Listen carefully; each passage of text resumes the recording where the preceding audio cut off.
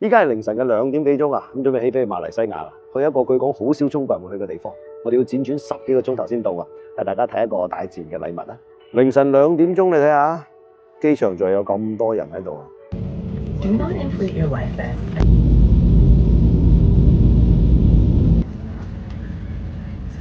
而家我哋到咗馬來西亞嘅亞比機場啦，咁我哋仲喺度咧踎4個鐘頭左右嘅時間咧，先至可以轉機去下一個目的地。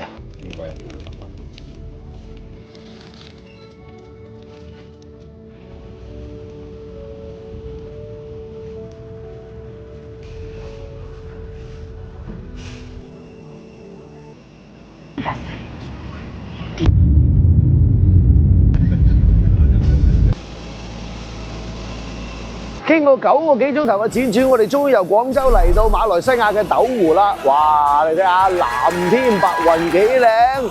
嗱，呢度離仙本那好近嘅，係一個潛水勝地。不過我哋今日唔係嚟旅遊㗎嚇，仲要坐2個幾鐘頭嘅車，帶大家揾一間好特別嘅屋。嗱，目標越嚟越近啦，有啲興奮啦！它不是。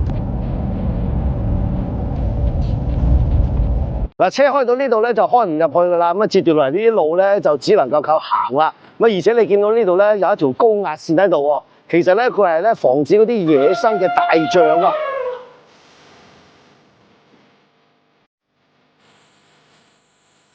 終於揾到呢間屋啦，各位！嗱，而家後邊成千上萬隻燕子喺度盤旋啊，呢個就係燕屋啊，亦都係產燕窩嘅地方。走，帶你入去睇睇啊！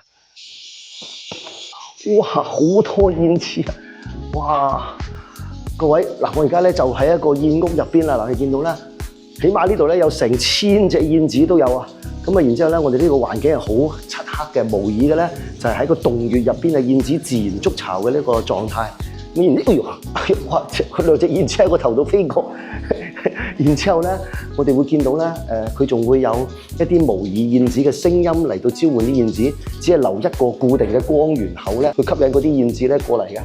我哋見到好多燕窩入邊咧，仲有幼燕啦，或者係有蛋。呢個時候燕窩係絕對唔允許採集嘅，只有等幼燕飛走咗之後，燕窩被廢棄啦，我哋先至可以幫佢揼落嚟。今次我哋選擇嘅燕屋咧，遠離城市，更加少污染，燕子嘅生活環境係更乾淨，出嚟嘅燕窩先會更安全㗎。